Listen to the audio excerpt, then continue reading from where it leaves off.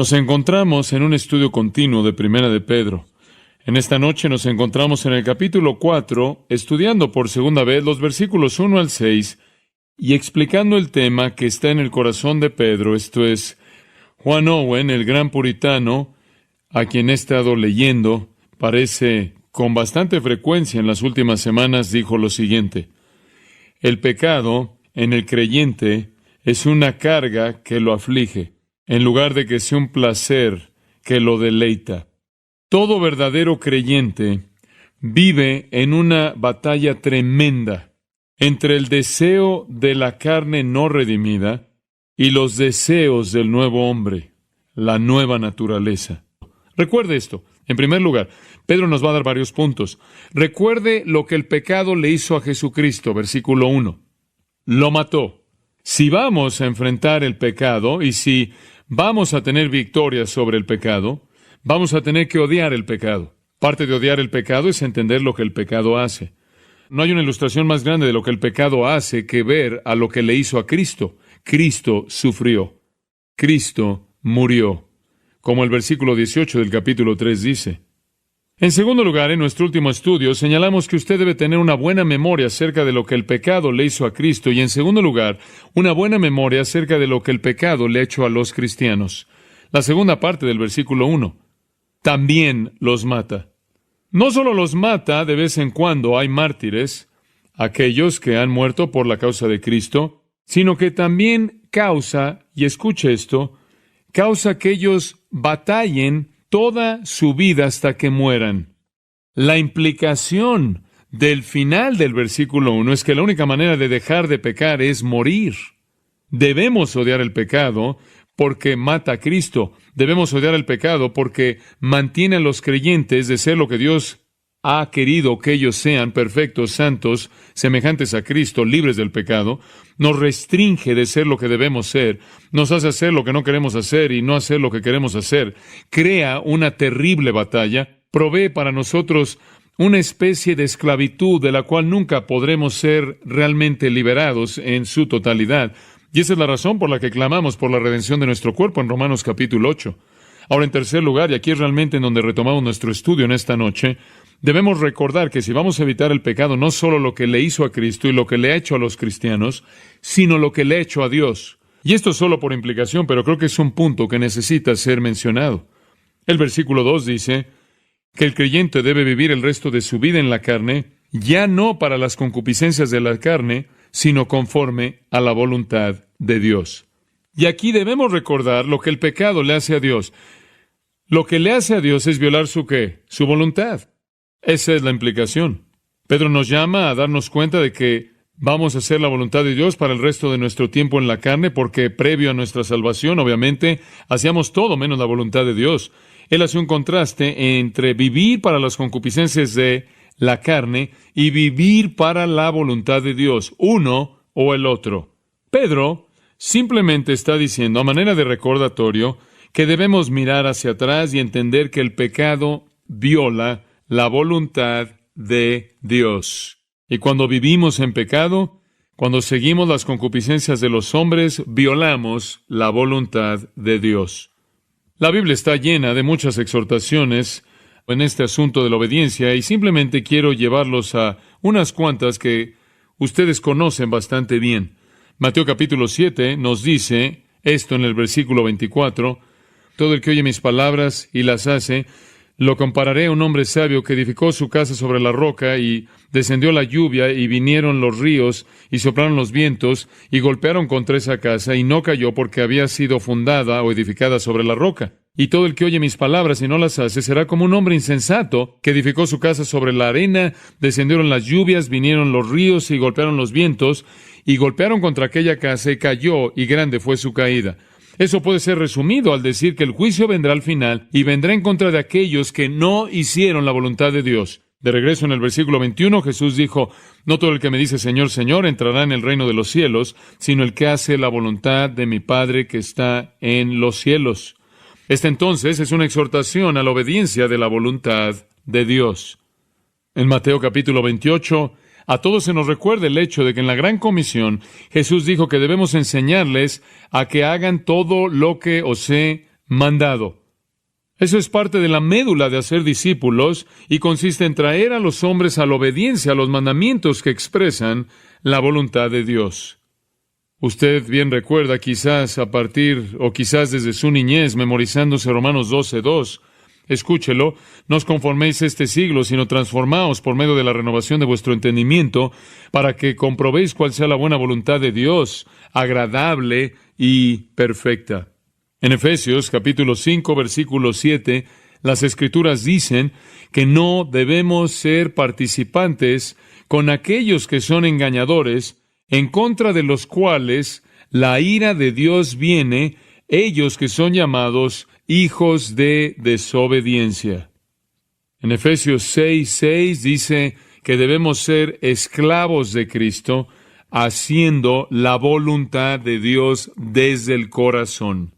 Me encanta, Colosenses 4:12 habla de Epafras, quien siempre estaba esforzándose ardientemente por vosotros en sus oraciones, para que fueran perfectos y estuvieran completos, confirmados en toda la voluntad de Dios. Y entonces así sigue y sigue y sigue a lo largo del Nuevo Testamento el llamado a la obediencia. El pecado, por otro lado, comenzando con Lucifer y su caída, es una expresión de desobediencia, el rehusarse a hacer la voluntad de Dios. El pecado es rebelión, dicen las Escrituras. El pecado es hostilidad en contra de Dios. Ahora, amados, este es un punto simple que les presento y simplemente esas Escrituras para recordarles de lo importante que es la obediencia. Pero este es un punto simple. El punto es este: ¿cómo podemos pecar cuando entendemos que viola la voluntad de Dios? Dios, quien ha mostrado tanta gracia para con nosotros, Dios, quien ha sido tan amoroso y misericordioso y amable, ¿cómo podemos vivir? Dicho en las palabras de Pedro, el resto de nuestro tiempo en la carne conforme a las concupiscencias de los hombres y no conforme a la voluntad de Dios. No podemos. No podemos. Si usted desea evitar el pecado en su vida, debe tener una perspectiva hacia atrás. Debe entender lo que el pecado le hizo a Cristo.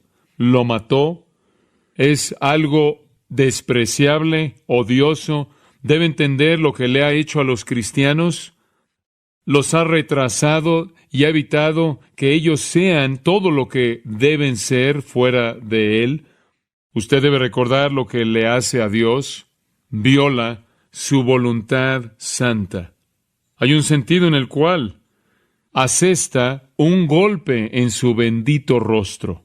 Se rebela contra Él. Véalo por lo que es. En Jeremías capítulo 22, versículo 21, y Jeremías 35:14 dice: te he hablado una y otra vez, sin embargo, no me has escuchado. Esa es la esencia del pecado: rebelión. En cuarto lugar, yo creo que Pedro nos sugiere aquí que si vamos a evitar el pecado, debemos recordar lo que el pecado le ha hecho a la humanidad perdida.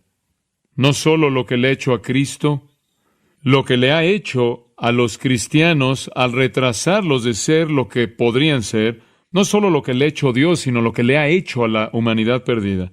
Y este es el corazón de los versículos 3 al 5, a los cuales quiero que vayamos. Lo que usted tiene en los versículos 3, 4 y 5 es más bien una descripción vívida y trágica de los efectos devastadores del pecado sobre la humanidad, que debe proveerle a su memoria suficientes razones como para evitar el pecado. Él dice: baste ya el tiempo para haber hecho lo que agrada a los gentiles, andando en lascivias. Los paganos, los gentiles o las naciones. En otras palabras, ya han pasado suficiente tiempo, ya han tenido suficiente oportunidad como para vivir en el pecado. ¿Por qué seguir arrastrándose en ello? Y aquí él se refiere a su vida de preconversión, el tiempo antes de que usted llegara a conocer a Cristo. Y él dice, su experiencia precristiana del pecado es suficiente. El sentido de la palabra, por cierto, baste, el sentido de esa palabra es más que suficiente. Ya han estado más que suficiente en ese tipo de vida. Ya han vivido más que suficiente en ese tipo de vida. Ya han satisfecho el deseo de los gentiles al punto en el que ya no necesitan satisfacerlo. Por cierto, el deseo aquí es bulomai, el cual parece tener la idea de un deseo que es de propósito. Es un deseo de propósito, deliberado.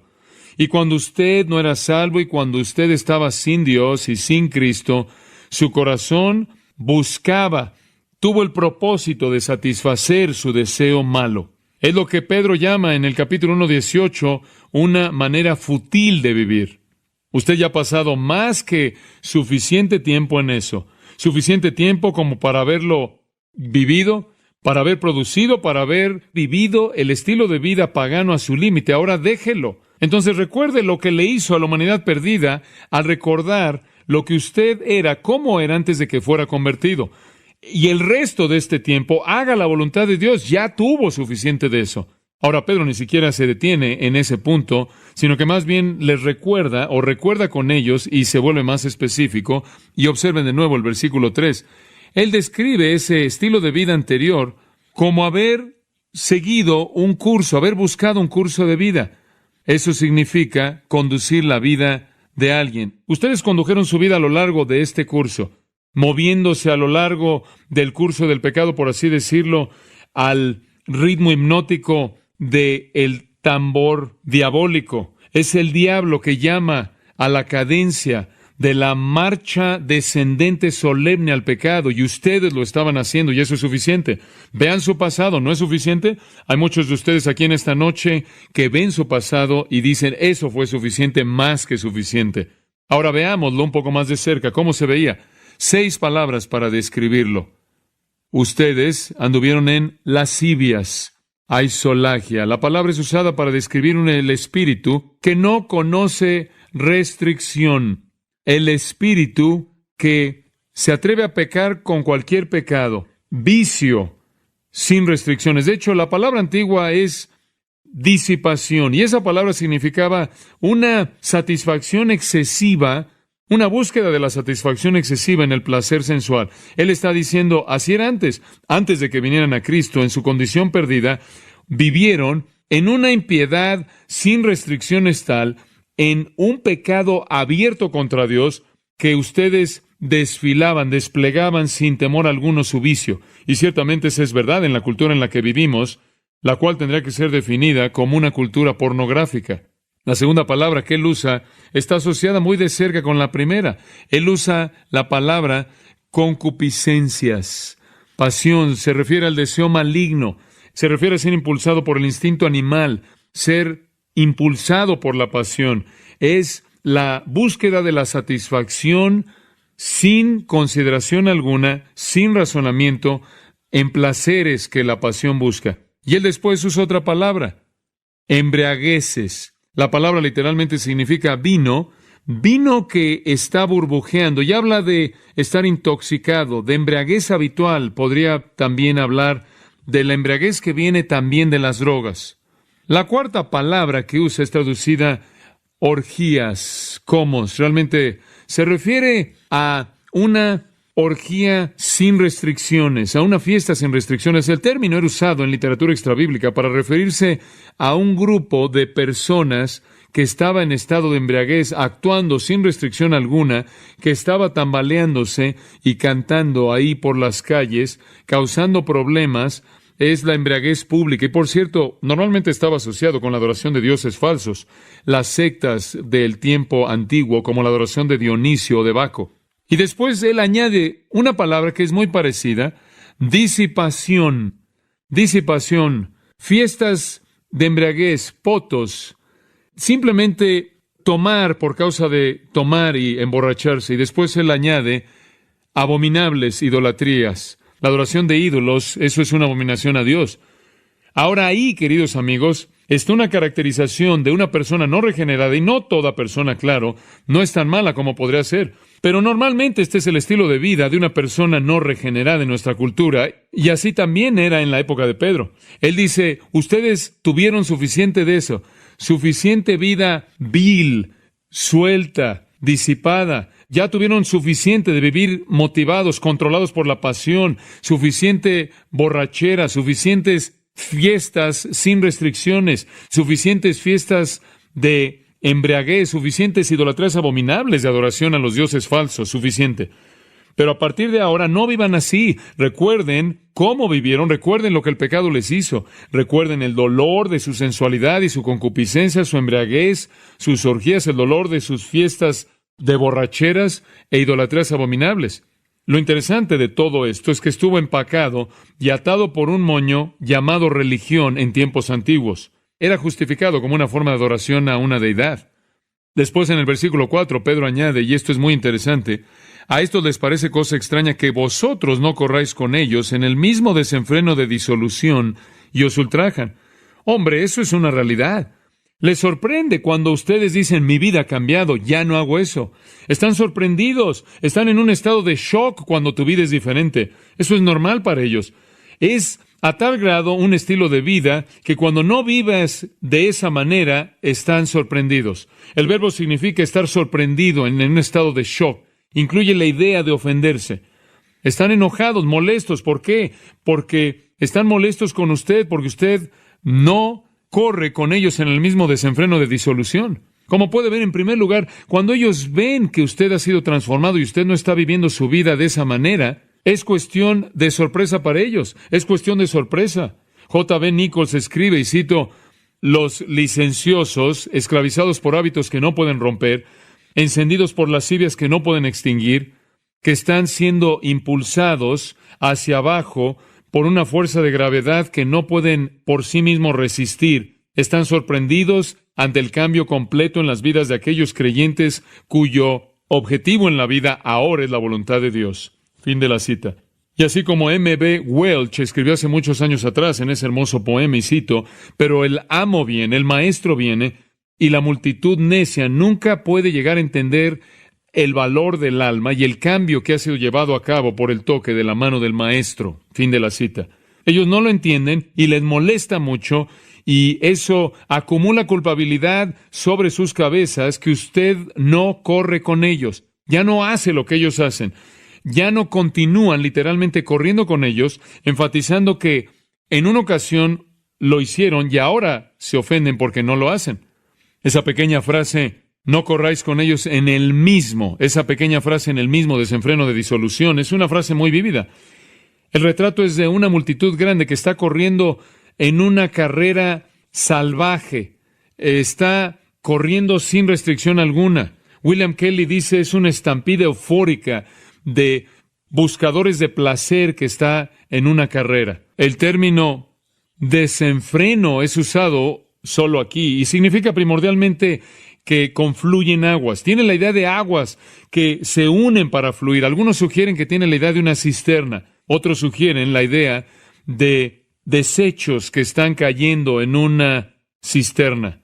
Y él aquí retrata la vida de preconversión como esta carrera loca, sin control, de idólatras llenos de lujuria, borrachos que están buscando placer, que están corriendo como aguas sucias a una cisterna de disipación. Disolución. Disolución significa el estado de maldad en el cual una persona no piensa en nada más que maldad. No piensa acerca de la salud, no piensa acerca del dinero, no piensa acerca de la reputación, no piensa acerca de la virtud, solo en satisfacer su pasión. Hay una pasión ardiente a tal grado en el pecado que la gente, sin pensar, está buscando su pasión de manera intensa, irresistible, está corriendo a esa cisterna en disolución, son atraídos a ella. Y Pedro dice, eso difícilmente es un spa, una tina de hidromasaje para un cristiano, difícilmente es el lugar para ustedes. Recuerden cómo era. Y él dice, os ultrajan, blasfemeo, los blasfeman, los difaman, atacar la reputación de alguien, calumniarlos, hablan mal de ustedes porque ya no están corriendo a la misma cisterna a la cual van corriendo ellos. De nuevo Kelly dice, y cito, hay suficiente evidencia a partir de fuentes paganas como también cristianas, que fue precisamente el hecho de que los cristianos se rehusaron a participar en la rutina de la vida contemporánea, particularmente el entretenimiento convencionalmente aceptado, las ceremonias cívicas y cualquier función que involucraba contacto con la idolatría o lo que ellos consideraban inmoralidad, que causó que ellos fueran odiados, menospreciados y ellos mismos sospechados de prácticas ilícitas. Fin de la cita. Fue esa misma razón lo que hizo que la gente los odiara. La humanidad caída es un grupo horrendo. Calumnian a los cristianos, menosprecian a los cristianos, corren como aguas sucias camino a una cisterna de disolución. Ese es un retrato horrible. Y lo que Pedro está diciendo es esto: recuerda que solías correr con ellos a esa misma cisterna de disolución, de perversión sexual, idolatría, de borrachera, y fueron salvos de eso y se volvieron el objeto de su hostilidad amarga. ¿Y ahora van a vivir en los pecados que vivían en el pasado? Mejor es ser justo y sufrir triunfalmente que ir a esa cisterna. Y después él añade una nota en el versículo 5. Pero ellos darán cuenta al que está preparado para juzgar a los vivos y a los muertos. El verbo darán cuenta significa pagar de regreso. Ellos serán pagados. De hecho, la gente que hace eso, que vive así y que calumnia a los cristianos, están acumulando una deuda para con Dios a tal grado que van a pasar toda la eternidad pagándola de regreso. Se les demandará el pago. Este verbo es un término de libros de contabilidad. Dios lo tiene en sus libros y van a pagar. Las Escrituras describen ese pago. Usted lee en Mateo capítulo 18, versículo 23 en adelante, y lee en Apocalipsis capítulo 20, versículos 11 al 15. Viene un tiempo cuando ellos pagarán y van a dar cuenta al que está preparado para juzgar a los vivos y a los muertos cuando estén ahí ante el juicio del gran trono blanco. Él dice esto: al que está preparado para juzgar a los vivos y a los muertos. Los vivos, aquellos que están vivos en la actualidad en el tiempo de Pedro. Los muertos, los que ya murieron. Todos van a ser juzgados, todos. Como dice Romanos 3:19, Pablo escribe, para que toda boca sea cerrada y nadie pueda defenderse, no van a escapar el juicio. Y van a quedar mudos ante un Dios santo, ante el trono del juicio, sin defensa, sin ningún abogado, sin excusa, y serán juzgados. De hecho, la severidad de su juicio es quizás descrita de manera vívida en 2 de Tesalonicenses como en cualquier otro lugar. Porque es justo delante de Dios pagar con tribulación a los que os atribulan, y a vosotros que sois atribulados, daros reposo con nosotros cuando se manifieste el Señor Jesús desde el cielo con los ángeles de su poder en llama de fuego, para dar retribución a los que no conocieron a Dios ni obedecen al Evangelio de nuestro Señor Jesucristo, los cuales sufrirán pena de eterna perdición, excluidos de la presencia del Señor y de la gloria de su poder. Su día vendrá. Una nota en el capítulo 4, versículo 5, la palabra ellos darán cuenta al que está preparado para juzgar. ¿Quién es el juez? ¿A quién se identifica como Podríamos decir, por un lado es Dios, 1 Pedro 1:17. Si invocáis como Padre al que juzga imparcialmente, eso se refiere a Dios. Pero si leemos Juan 5:22 al 27, nos dice ahí que todo juicio ha sido entregado a Jesucristo. Y entonces creemos que Dios los va a juzgar, pero Dios los va a juzgar a través de su Hijo, el Señor Jesucristo, a quien le ha entregado todo juicio. ¿Qué le ha hecho el pecado a los no salvos? Ha hecho que su vida sea disoluta. Los ha hundido en una cisterna vil, sucia, de disolución. Y los ha hecho enemigos del pueblo de Dios, y de esta manera los ha hecho enemigos de Dios mismo, los enemigos de Cristo y los objetos de un juicio eterno condenador. Creo que lo que Pedro tiene en su corazón es recordarnos y decirnos, mira eso y no lo olvides. Debe ayudarte a evitar el pecado, debe ayudarte a estar dispuesto a sufrir por causa de la justicia gozosamente. Entonces, evitar el pecado requiere una buena memoria de lo que el pecado le ha hecho a Cristo, lo mató. Lo que el pecado le ha hecho a los cristianos nos mantiene alejados de lo que podríamos ser.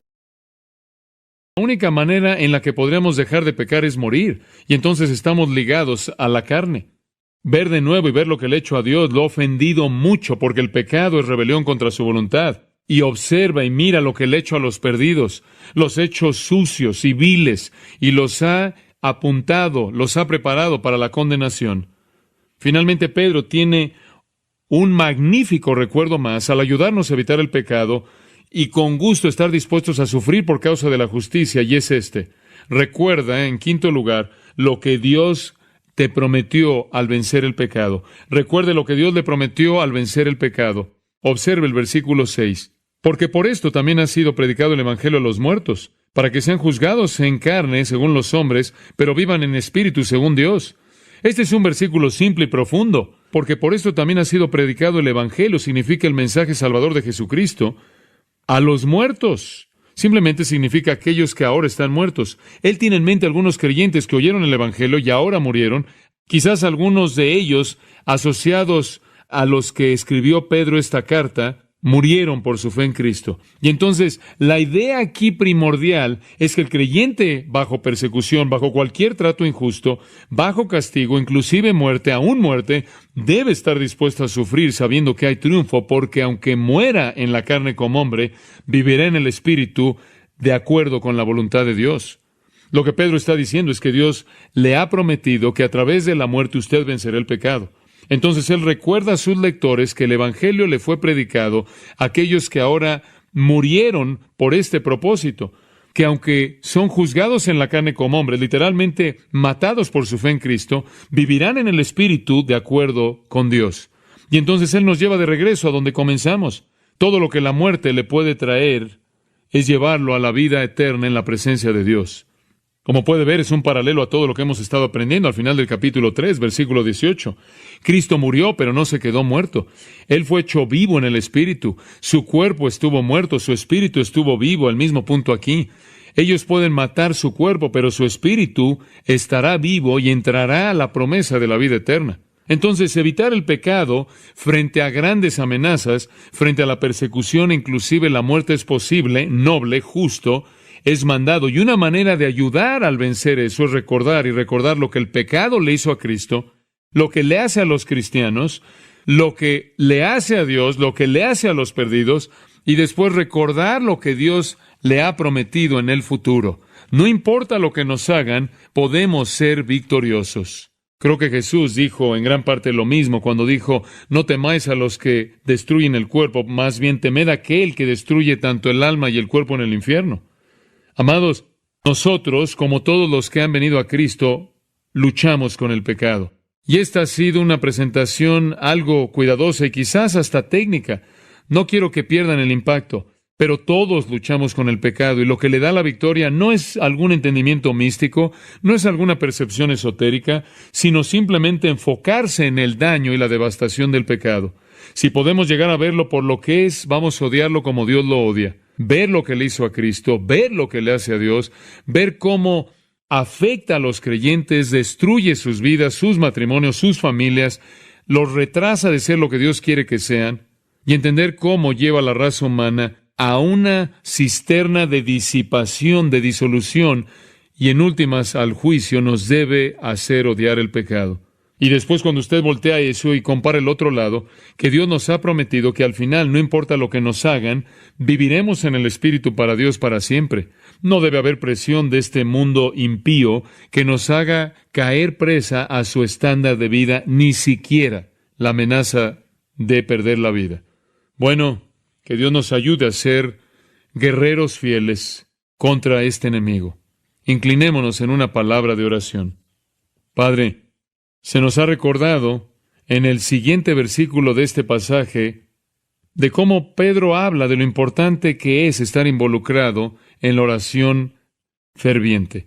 Padre, que reconozcamos que aun cuando hemos cultivado la memoria y cuando entendemos los efectos terribles del pecado, aún así debemos orar y depender de ti como el recurso para la victoria en nuestras vidas. Padre, haznos santos, justos, puros.